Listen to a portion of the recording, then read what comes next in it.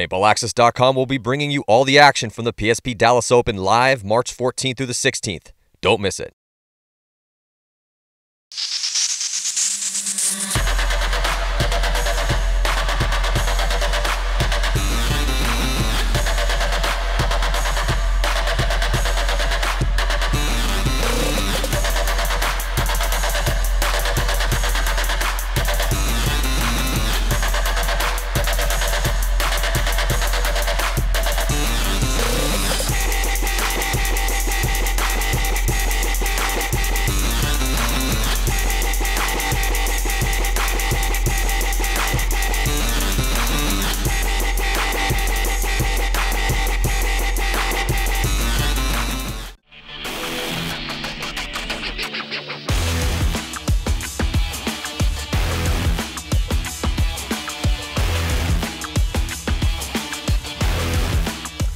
Welcome to The Breakdown, brought to you by PaintballAccess.com. I'm Matty Marshall alongside Todd Martinez. We are just about a month out from the 2014 season opener for the PSP, and it is coming to you March 14th through the 16th. It'll be brought to you by PaintballAccess.com live.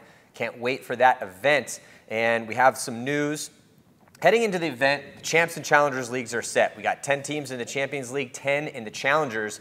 And in case you're unfamiliar and weren't watching last season, the way it works is that every single event, 2 teams from the Champions League will bump down to the Challengers League, and 2 teams are coming up from the Challengers League. Last year, it was crazy. It was a bloodbath last year. A lot of crazy stuff happened back and forth, and one of those teams that we kind of thought was going to come in and maybe reassert its legendary name was Sacramento Excessive.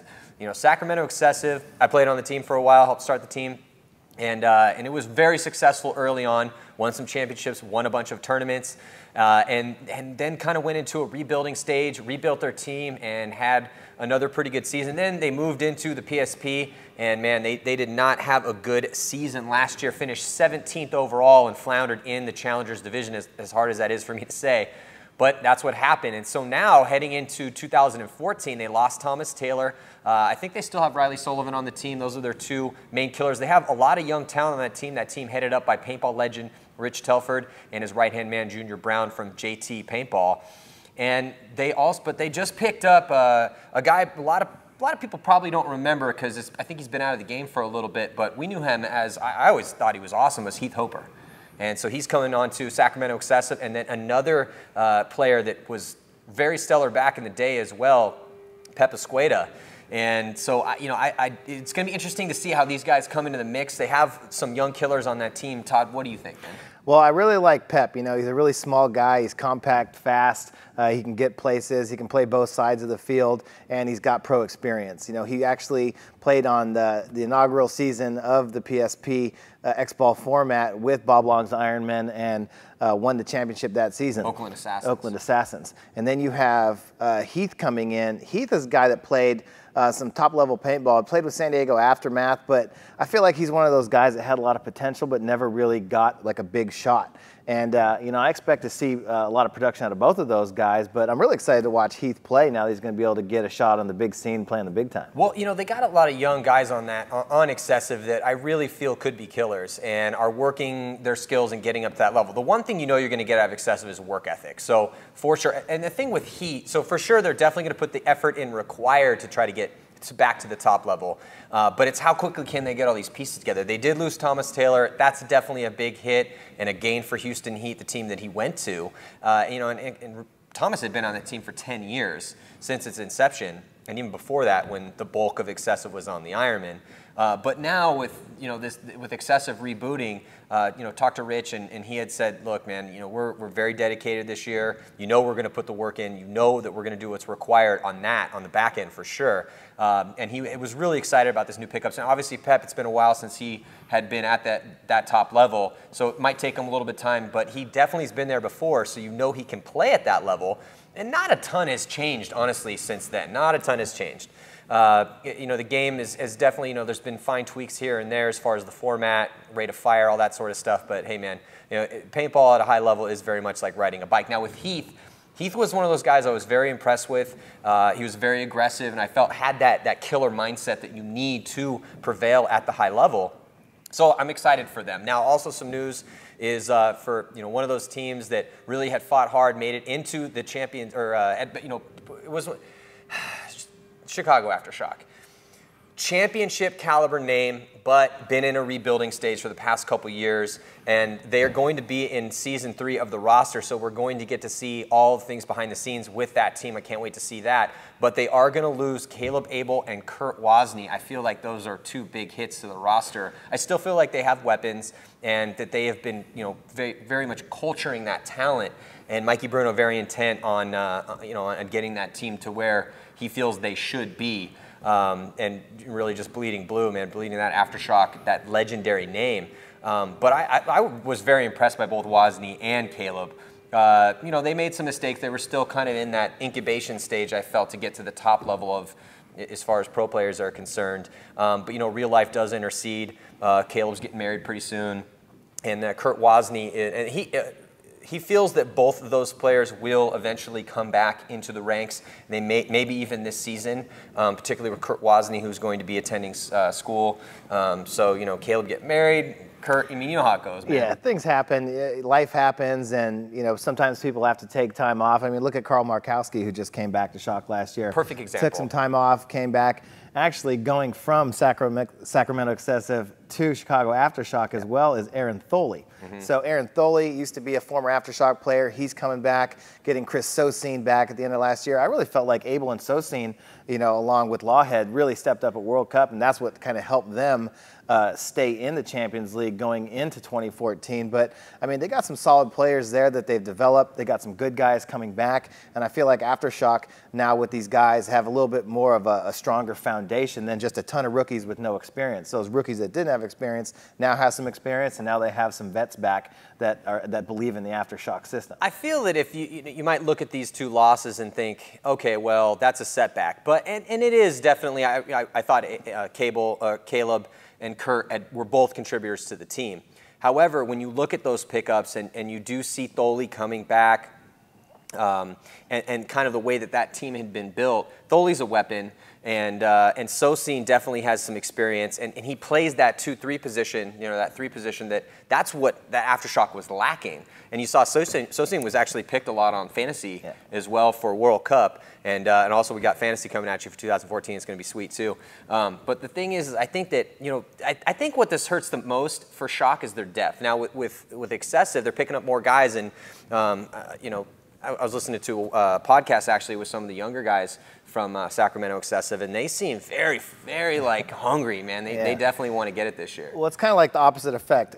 Aftershock is picking up some more steady players to be the foundation for their team when they have a bunch of front guys. This is where Excessive has a bunch of good, solid foundation of back guys, and they just need some young, hungry front guys. And the guys that they're picking up with Pep and Heath, I feel like those guys have something to prove. They're really going to come out here. Pep's been, just salivating at a shot to get back into the pro ranks and show that he's still got it. Another one of those guys that took some time off, do some other stuff, but he's always been around. Pep's a good guy that stays in contact with everybody, and he's out there in Arizona. He's ready to come back and start playing again, and he was a really smart player when he played. He was a weapon, and he's probably going to be hungrier than ever, along with Heath. Yeah, I totally agree. And talk about weapons. Also, in case you didn't hear, man, Dalton Vanderbilt, he's leaving San Diego Dynasty and heading to Tampa Bay Damage. So let's kind of talk a little bit about how that's going to affect those 2 teams. And a lot of news has been out there in paintball media about guys taking money deals this year, which is, I think, a great thing for them. There's always that tit-for-tat argument back and forth about, well, should you take those money deals or should you stay with your boys? But at the end of the day, man, if you want to play professional paintball and somebody offers you a bunch of money to do it, it's going to have to take a lot of the pros on the stay with your boys type side of things. But we've seen that this year as the top teams are really doubling down on their rosters, and that puts them, kind of at an advantage as far as the talent level. Hey, but it's paintball, man. It's 5 guys with guns, and anyone could win at any point. I mean, yes, they're paid more. They got more support, more sponsors. They can practice more. Whatever excuse you want to put out there. I mean, yes, that is definitely a factor, but if you really start kind of mind melding yourself on those sorts of things, then you're just kind of putting excuses out there. At the end of the day, man, that's the cool thing about paintball is it's not a size game. It doesn't matter you know, the guy's 400 pounds and 6'5" and jacked. Everyone's got a gun. So, but that being said, Dalton is a huge talent, and it definitely helps Damage and hurts Dynasty a little bit. But Dynasty was running a pretty spread out lines. You know, they were getting a lot of guys reps, and you were looking at guys like, you know, Oliver Lang, the Top Gun Award winner, Ryan Greenspan, arguably on many people's top list as far as the best player out there. And, you know, those guys, they didn't get as many reps as, say, like a Damian Ryan or a Nick Laval did, guys that play every single point pretty much for their teams. So I think that this might open things up a little bit for, you know, I was talking to Ryan about it, and Ryan passed up money deals, man. And, you know, Brian passed up a lot of money to go play for to stay on San Diego Dynasty instead of playing for Tampa Bay Damage. And then after that deal did not go through for Damage, they went and got Dalton. So it's a good move for Dalton for sure. You know, he's able to make his leg up in the world a little bit and get paid for his skills. But he had been such a weapon on the D side for Dynasty for years now, and it does hurt them a little bit over there. But I was saying to Ryan, I was like, hey man, why don't you just say, you know what, I'll play the 1 on the D side. Yeah, right? I'd like to see that. We've seen it a few times. It just doesn't happen consistently. We know that Ryan can play anywhere on the field, but you know they have Dalton Vanderbilt and they had Blake Yarber. I was just going to say this is a big opportunity for Blake. You know, both of those guys were just contributing all year last year, and you know a lot more pressure is going to be put on Blake Yarber, and then we're going to see who else that they put over there too, because it's not like they don't have a wealth of talent and guys that can play that spot. You know, when Spica was on the Ironman before, they didn't need him on the Dorito side. Spica played the Dorito side for the Ironman. You know, he played both sides of the field. He knows how to play. Of course, any of the original Dynasty guys can pretty much play anywhere. And you know, what if Ryan just decides that he wants to be a front guy and go stack stats this year and jump up in the front? But he could totally do it. It's not like they don't have, you know, but when Angel Fergoza was running the snake for a long time for San Diego Dynasty, Alex Fraige was the #1 Dorito guy. I mean, Alex can play anywhere, Spica can play anywhere, Oliver Lang can, I mean, I guess he can probably play anywhere, you know, our Top Gun leader from last year. I'm pretty sure he can play So, I mean, maybe one of those guys will just step up and say, hey, I'm going to be the guy that's going to play the 1 on the Dorito side. But they might just be like, okay, Blake Yarber, now you're our #1. Okay, you're going to get the reps, let's go. And, you know, now that they have an open spot, maybe they'll go try and pick up somebody else too. Yeah, and Blake has played very well when he's got opportunities. Great guy, very dedicated. He definitely can get it done. So, you know, how does that affect Dynasty? How does it affect Damage? Well, we're going to have to see. A lot of talent on both those teams. So, you know, Dalton going to have to make his way over there. I'm sure that's not going to be a problem. Also, Texas Storm, who will be playing in the Champions Division, is going to be picking up Shane Howe. Shane Howe, longtime DMG player, used to play for Infamous. Probably the youngest looking, oldest dude on the circuit. He's peak physical condition, just natural, awesome genetics. 29 going on 60. Yeah, exactly, totally. So Shane Howe getting picked up by Texas Storm. Locked to play in the Challengers Division, VCK Boom and Red Storm. Red Storm used to be Grad Moscow, changing their name to Red Storm.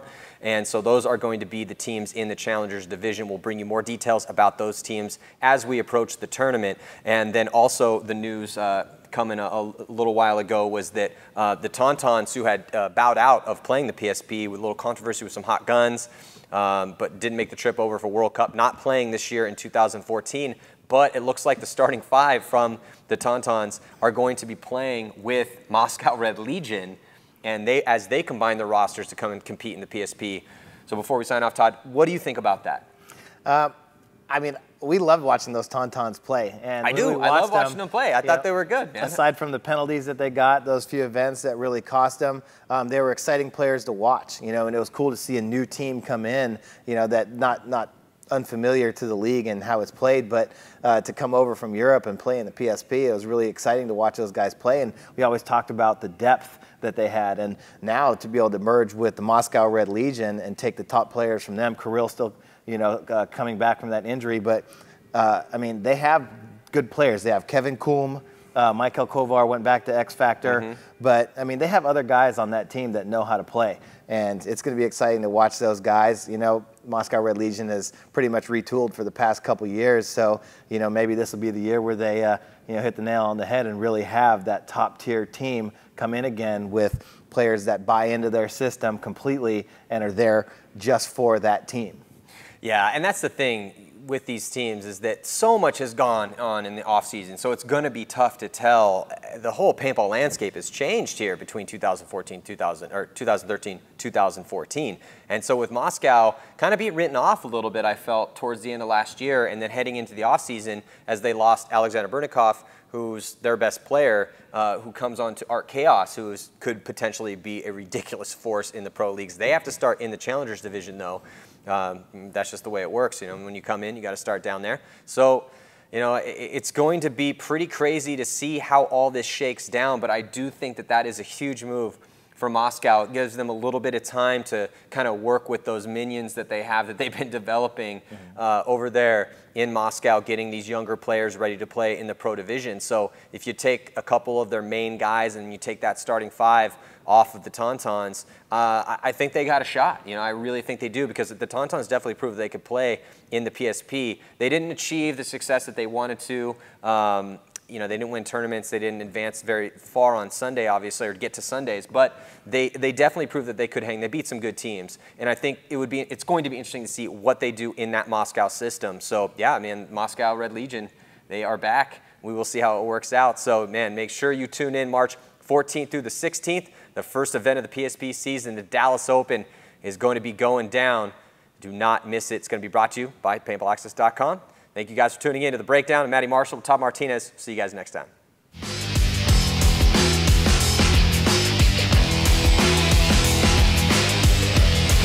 PaintballAccess.com will be bringing you all the action from the PSP Dallas Open live March 14th through the 16th. Don't miss it. How many countries I've visited, how many miles you've traveled, how many paintballs you've shot at different people, how much baby powder I've used, how many hotels we've trashed, how many places I've driven, how many guns I've gone through, how much I love the game. All the times that you had to tell your family that you couldn't be there for this or that because you were going to play paintball. How many friends I've gotten out of it. That's just why I love paintball. That's why I love paintball. That's why I love paintball. But that's why I love paintball.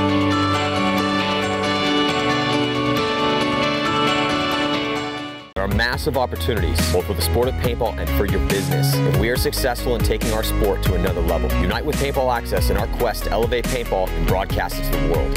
There are advertising packages available for any size business. Join us. Advertise with PBA and help us change the sport for the better forever.